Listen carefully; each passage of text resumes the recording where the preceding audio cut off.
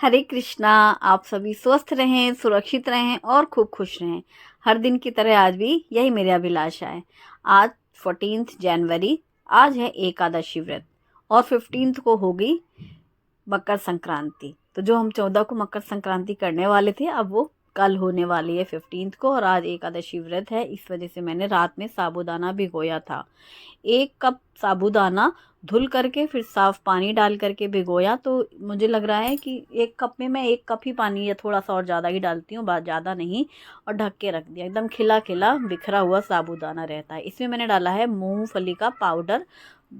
मूंगफली को भून करके छिलका हटा करके ड्राई रोस्ट करके फिर उसका पाउडर बना के रखती हूँ। 2-3 चम्मच डाल दो तो एकदम उसका टेस्ट बढ़ जाता है। नमक डाला है व्रत में खाने वाला सेंधा नमक, चीनी डाली है और बारीक कटा हुआ हरा धनिया, और इसमें हाफ लेमन का जूस। ये सारी चीज़ें ना, नमक, चीनी, नींबू और हरा धनिया सब पूरा मिक्स करके रख देंगे। मूंगफली का पाउडर बना करके आप रख सकते हैं, कई सारी सब्जियों में भी काम आता है और मैं अक्सर साबूदाने की खिचड़ी में डालती हूँ। ये पूरा मिक्स करके रख दिया साइड में। अब हमने 1 आलू और 2 हरी मिर्ची ली हैं। आलू आप बॉईल करके भी डाल सकते हैं, वो भी बहुत अच्छा लगता है, लेकिन अब 1 उबला हुआ आलू चाहिए था व्रत के लिए तो कौन उबाले, इसलिए मैंने कच्चा आलू यूज़ कर लिया। जब कभी ज़्यादा क्वांटिटी में करना हो या एक ही साथ कुछ और भी बनाना हो घर के लिए भी, तो फिर हम लोग उबाल लेते हैं ज़्यादा से आलू। या साबूदाने के जब वड़े बनाने होते हैं तब तो खासकर उबालते ही हैं, तो थोड़े से साबूदाने मिक्स करके उबले हुए आलू के साथ साबूदाने वड़े भी बन जाते हैं उपवास के लिए। लेकिन मुझे सिर्फ खिचड़ी बनानी थी। अब मैंने सब कटिंग करके साइड में रख दिया है। सबसे पहले कढ़ाई में घी गरम करके मूंगफली के दानों को फ्राई कर लेंगे, क्योंकि मुझे मखाने भी रोस्ट करने हैं। ये भून करके रख लो ना, तो सिर्फ आज के लिए नहीं, ये अगले 4-5 दिनों के लिए भी काम आते रहते हैं और बच्चों को भी पसंद है। तो मैंने यहाँ पर घी में सबसे पहले मूंगफली के दाने अच्छे से फ्राई कर लिए हैं। जब घी में फ्राई हो गए हैं, फिर इसमें डाला है सेंधा नमक, ताकि जो अभी घी की कोटिंग रहती है ना शेंगदाने में, इससे नमक उसमें अच्छे से कोट हो जाता है तो खाने में अच्छा लगता है।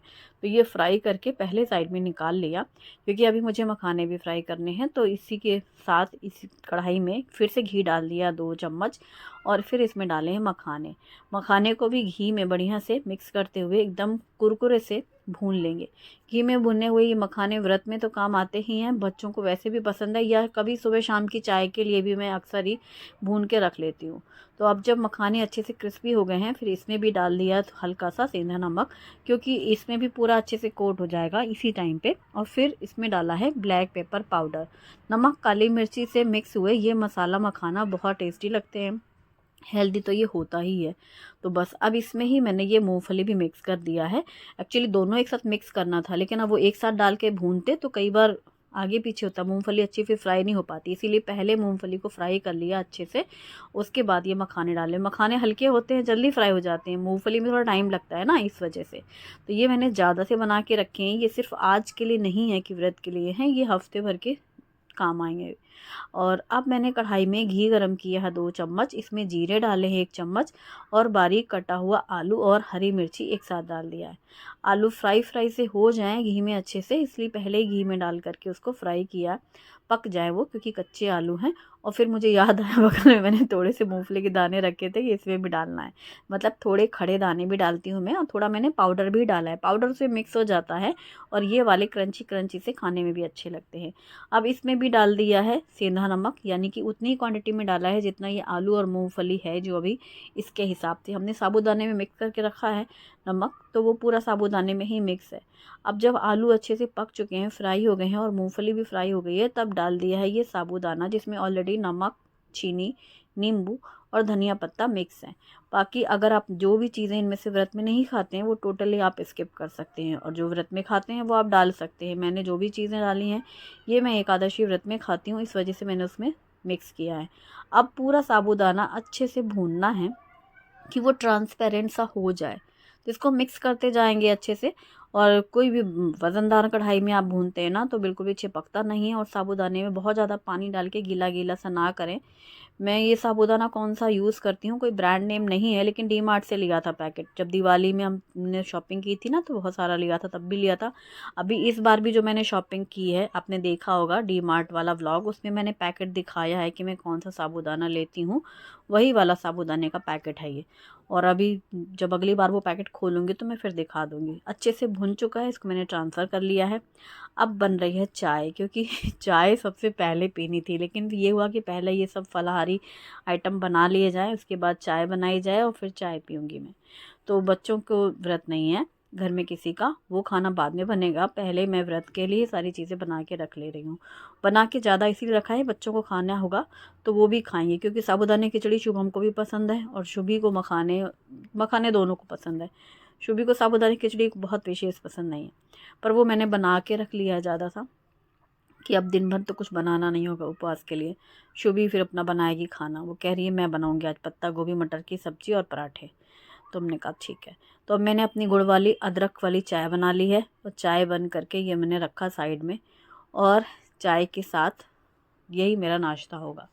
साबूदाने खिचड़ी खाऊंगी अभी, मखाने तो खैर पहले से भून के रखे हैं, वो मैं शाम में खाऊंगी चाय के साथ। और अभी गरम गरम साबूदाने खिचड़ी और मेरी अदरक वाली चाय होगी। और जब कभी खाना होगा दिन भर में, तो ये तिल गुड़ के लड्डू मैंने जो पहले से बना के रखे हैं, रेसिपी आपके साथ ऑलरेडी शेयर की हुई है, तो तिल गुड़ के लड्डू भी खा सकते हैं। साथ ही ये खजूर और ड्राई फ्रूट्स के लड्डू भी, ये दोनों ही उपवास के लिए आएंगे काम में, क्योंकि इसमें भी सिर्फ खजूर और ड्राई फ्रूट्स है और सफ़ेद तिल मिक्स है, और कुछ भी नहीं है, अनाज नहीं है इसमें इन लड्डुओं में।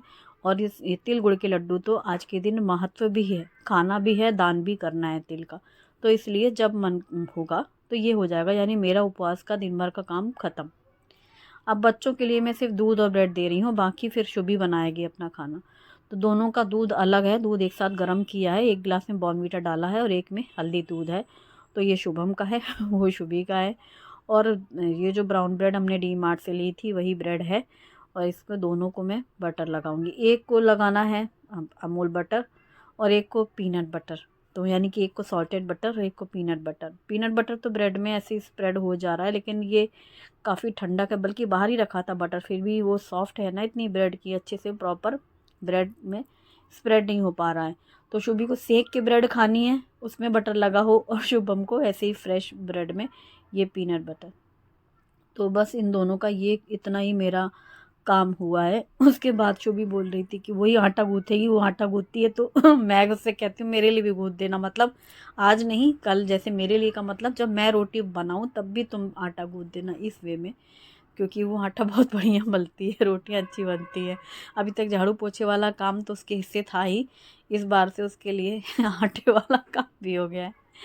तो पत्ता गोभी अभी बैठ के काट रही है, वो पत्ता गोभी, मटर दाने वाने सब निकले रखे हैं, तो वो तुरंत चौंक जाएगी, जब वो लोग खाएंगे तब गरम बना लेगी और पराठे सेक लेगी।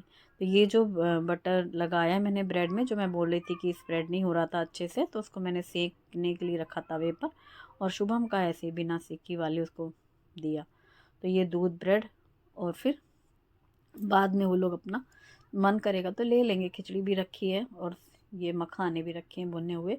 और शुभी की जो बटर वाली स्लाइस है उसको मैंने ऐसे गाढ़ा गाढ़ा बटर लगा के फिर ऐसे तवे पे रख दिया, तो वो मेल्ट भी हो गया और उसकी ब्रेड भी सिक गई।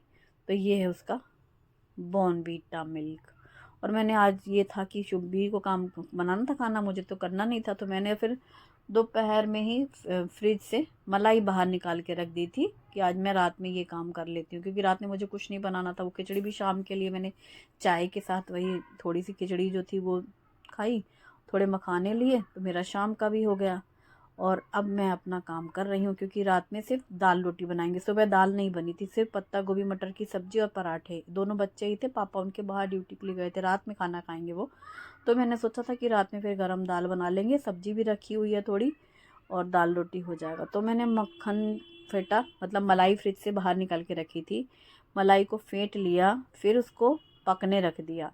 ये तरीका बहुत ही बेहतरीन लगता है मुझे पर्सनली। जैसे मैंने मलाई में दही डाल के रखी थी फ्रिज में, जब मैं मलाई निकालती हूँ डे 1 से, तो डे 1 में ही दही डाल के रख दी। पहले दिन की दूध की मलाई में 2 बड़े चम्मच जितनी दही डाल के वो कटोरा फ्रिज में रख दिया। 8-10 दिन, जितने दिन भी आपको मलाई निकालनी है उसमें डालते जाएंगे। फिर रोज़ रोज़ दही नहीं डालेंगे। दही डली है पहले ही दिन और मलाई है और फ्रिज में रखी थी। आज सुबह मैंने फ्रिज से बाहर निकाली थी, क्योंकि मैं रात में ये काम कर रही हूँ। और अब मैंने इसको गर्म करने रख दिया।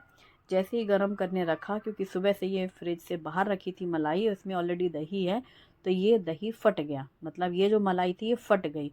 जैसे फट गई मतलब दूध फट जाता है, ऐसा दिखता है ना टेक्सचर, बिल्कुल वैसा ही था। अब इंडक्शन से हटा के कढ़ाई मैंने रख दी साइड में। तब तक मैंने सोचा दाल लगा देते हैं। दाल धुल लिया है निकाल करके, और धुलने के बाद इसमें हल्दी, नमक, मेथी दाना और ये एक टमाटर काट के रखा है, और इसके बाद इसमें डाला है पानी। हल्दी, नमक, मेथी दाना, टमाटर और ये पानी डाल करके कुकर बंद किया। ये अनपॉलिश्ड दाल है, जो कि सिर्फ एक सीटी में दाल पक जाती है। और अभी मैंने धुला है और अभी ही रख दिया है इसको। ऐसा नहीं कि पहले से भिगो के रखती हूँ, कभी नहीं। ये भिगो के मतलब दाल रखी ही थी। दाल रखने के बाद एक सीटी में दाल पक गई। दाल पक गई, उसको रख देंगे साइड में। अब ये जो हमने मलाई रखी थी साइड में, जब फट गया था ना दूध जैसा, तो उसको अब छान लिया है। छानने से क्या हुआ, जो हिस्सा फटा फटा सा था जैसे दूध फटता है, यानी ये जो है पनीर का है हिस्सा, पनीर हम दूसरे बर्तन में निकाल लेंगे। मैं इसको पनीर मेकर में इसलिए नहीं डाल रही हूँ, क्योंकि आखिरकार इसका मतलब पनीर भुर्जी ज़्यादातर बनाती हूँ मैं, तो इसके लिए ऐसे मुझे पीसेस स्लाइस नहीं कट करने हैं। तो मैंने नॉर्मली इसको कटोरे में रख दिया, क्योंकि इसमें घी बहुत रहता है। मतलब ये जो पनीर है ना, इसमें घी बहुत है। मैंने हालांकि प्रेस कर करके पूरा घी निकाल दिया है, ड्राई किया है पूरा पनीर, लेकिन फिर भी जब भी मैं कुकिंग करती हूँ ना, इसकी जब भुर्जी बनाती हूँ, बहुत सारा घी घी ऊपर रहता है। तो कोई मतलब ही नहीं उसको जब बहुत ज़्यादा छानने का, कि मैं उसको पनीर मेकर में ड्रेन करके रखूँ, नहीं। इसलिए मैं अब इसको कटोरे में ही निकाल लेती हूँ। तो ये पनीर रख देंगे फ्रिज में, और इसकी हम बनाएंगे पनीर भुर्जी। और 1-2 दिन भी रखा रहा तो कुछ दिक्कत नहीं है। और पूरा छानने के बाद ये जो कढ़ाई है जिसमें मैंने अभी मलाई गरम की थी ना, इसमें ही हम घी पका लेंगे। तो मैंने ये कुकर हटा दिया, एक सीटी में ही वो दाल पूरी अच्छी गली मिलेगी। हाँ, स्टीम पूरी निकलने के बाद ही मैं कुकर खोलूँगी। फिर यहाँ पर मैंने ये जो कढ़ाई थी जिसमें मैंने अभी गरम किया था दूध, उसमें ही वापस से ये डाल दिया छना हुआ पार्ट। अब जब इसे हम गरम करेंगे तब हमारा घी तैयार होगा। और जो घी में जो वाइट ब्राउन पार्टिकल्स बहुत सारे निकलते हैं, जिसको घंटों हम पकाने में लगे पड़े रहते हैं और फिर आखिरकार उसे फेंकना ही होता है, तो वो हिस्सा है हमारा पनीर का, जिसे मैंने फ्रिज में रख दिया। फ्रिज में रख दिया तो बस अब क्या है, यहाँ पर ये हो रही है, घी पक रहा है। और ये जो दाल है, इस दाल को हम अच्छे से मतलब घोंट लिया है, मिक्स कर लिया है, कटा हुआ धनिया पत्ता मिक्स कर लिया, और तड़के पैन में घी गरम करके जीरा, हींग, लाल मिर्ची डाल करके इस तड़के को डाला दाल में, और कुछ सेकंड को ढक दिया, और फिर लिड हटा करके मिक्स कर दिया। और दाल को वापस से लिड लगा करके बंद करके रख दे, क्योंकि दाल अभी गर्म है और गर्म ही बनी रहेगी। यहाँ पर घी पक ही रहा है। अभी इन लोग को खाना ही होगा लगा हाथ, तो फिर सभी इकट्ठे गर्म रोटियां मैं सेक दूंगी, और फिर दाल भी सब खाने में परोस देंगे। इसलिए उसको अभी ट्रांसफ़र नहीं किया। दिन में अक्सर खाना बनता है तो मैं ट्रांसफ़र कर लेती हूँ, या फिर कढ़ाई वगैरह में होता है तो निकाल लेते हैं। अभी क्या दाल गर्म भी है उसमें, और चावल तो आज बनने ही नहीं है इसीलिए कोई काम नहीं, सिर्फ रोटियां सेकनी है। और शुभी से मैंने बोल दिया आटा गूँथने के लिए, वो आटा गूँथ देगी तो रोटियां सिक जाएंगी। सब्जी रखी हुई है पत्ता गोभी मटर की। यहाँ पर घी बढ़िया से पक चुका है, बहुत अच्छी सी खुशबू आ रही है। और इस घी में मैं ना तो पान डाल रही हूँ, ना मैं मेथी दाना डाल रही हूँ, जो कि मैं हमेशा डालती हूँ। 2 डब्बों में घी रखती हूँ मैं। जब हम कुछ भी नहीं डालते हैं जिस बार, वो व्रत में यूज़ होता है, व्रत वाले डब्बा में डालती हूँ। 2 डब्बे हैं अलग अलग घी के, और एक में पान और मेथी दाना रहता है, जो कि रेगुलर हम यूज़ करते हैं रोज़ के खाने में, वो वाला घी रहता है। तो ये घी तैयार, और घी को हमने छान लिया। सारा का सारा ये जो पार्टिकल निकलता है, यानी वो पनीर में निकल गया। और ये अब जो मैंने छाना है लास्ट वाला, तो ये फेंक देंगे, हटा देंगे। तो बहुत कम निकलता है इसमें ये जो ब्राउन पार्टिकल्स होते हैं, और घी हमारा छन के साइड में आ गया। तो ये है तरीका घी का बनाने का। अब से मैं लगातार ऐसे ही बनाती हूँ, एक ही दिन में दोनों ही काम हो जाते हैं। घी भी हो गया, पनीर भी हो गया, और ये एक बड़ा काम रहता है, फ्रिज से वो बर्तन भी खाली हो जाता है। जिस डोंगे में घी छाना ना मैंने, इसी डोंगे में मैं रखती हूँ मलाई और दही डाल करके। तो यही जब डोंगा फुल हो जाता है, बस तभी मैं घी बना लेती हूँ। तो ये मैंने रख दिया बाहर, मतलब हटा करके यहाँ से, क्योंकि अब खाना पीना करना है ना, तो अलमारी में हटा दिया वो डब्बा। और ये है कच्ची हल्दी का अचार, जिसकी रेसिपी मैंने आपके साथ ऑलरेडी शेयर की है, मैं लिंक डिस्क्रिप्शन में दूंगी, आप चेक कर सकते हैं। और एक तरफ मैंने गरम गरम रोटियां सेकनी शुरू कर दी, उनके पापा भी आ गए हैं ड्यूटी से, तो सबसे पहले उनकी थाली लगा देते हैं। सुबह निकल गए थे वो, मेरा ये सब व्रत का खाना बनाने के पहले ही, वो आजकल सुबह ही निकल जाते हैं 5-6 बजे ड्यूटी के लिए। तो बस अब गरम रोटियों में घी लगा करके, गरम गरम दाल है तड़के वाली, और पत्ता गोभी मटर की सब्जी, और कच्ची हल्दी, और हरी मिर्ची का अचार। तो ये है डिनर थाली। बिना प्याज लहसुन का खाना है, ना तो दाल में मैंने लहसुन प्याज डाली है और ना ही सब्ज़ी में लहसुन प्याज है। और ये सब सफ़ेद तिल गुड़ के लड्डू, तो ये है खाने के साथ में मीठा। तो बस इसके बाद जैसे ही इनका हुआ, फिर बच्चों का भी लगाती जा रही हूँ मैं, गरम रोटी सेक करके घी लगा के देती जा रही हूँ, और वो दोनों भी साथ में बैठे हैं, दोनों बच्चे। तो तीनों का खाना एक साथ हो गया, तो इस तरीके से काम जल्दी हो गया। और दिन में तो कुछ ऐसा ज़्यादा कुछ काम था ही नहीं, इसलिए मैंने सोचा आज मलाई का काम कर लेते हैं, तो वो भी एक काम निपटेगा। दिन पता नहीं चलते, मतलब दोपहर से थोड़ा सा भी आराम करो, फिर शाम होगी कि चाय नाश्ते का टाइम शुरू होता है, और बस फिर रात के खाने की तैयारी। मैं तो अक्सर ही 6-6:30 बजे, बहुत से लोग बोलते हैं ना टाइमिंग बताया करें, हमारे यहाँ 6:30 हुए कि मतलब मैं रात के खाने की मैं तैयारी शुरू कर देती हूँ कुछ कुछ भी।